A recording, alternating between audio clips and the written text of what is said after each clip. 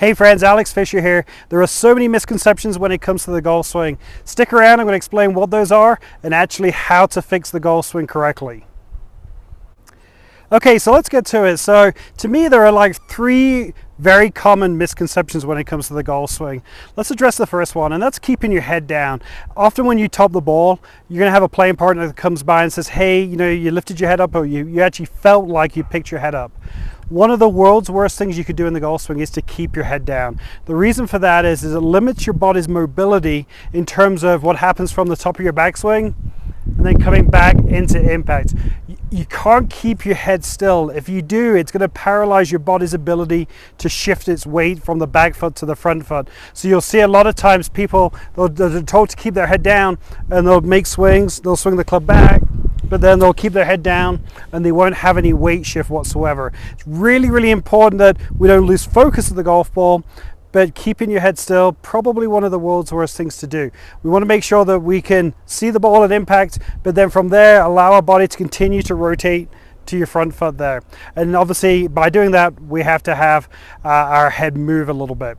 Second most common mistake that I see people make in the golf swing is keeping their left arm straight. So if they're a right-handed golfer, keeping that lead arm straight. Well, we don't want to break it down necessarily, but if you lock out that left arm, it really limits your length of your backswing. So there has to be some softness in that arm there in making sure that we can get to the top of the backswing. And if you do have limited mobility, it's okay to let that arm bend a little bit, but it's really an optical illusion when you're watching golfers on TV. When it looks like their left arm is really, really straight, there is going to be some softness to it and there is going to be some bend as well. So definitely don't lock out that lead arm. That's going to really limit how big your backswing is going to be. And then the third one is releasing the club through impact.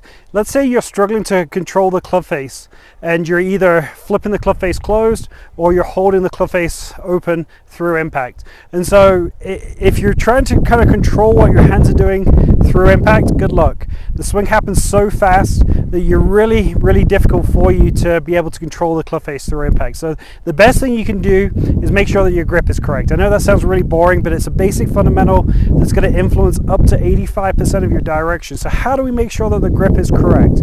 You don't necessarily need to see 2 to 3 knuckles on your lead hand or your left hand if you're a right-handed golfer.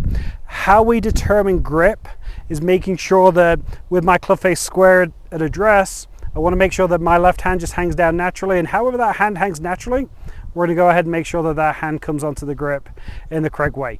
Don't need to bring the hand over clockwise or reach under counterclockwise. However that left hand hangs naturally, that's going to have a profound effect on your club face.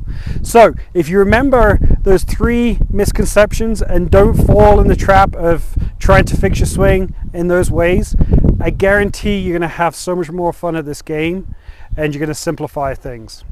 Thanks for checking out this tip.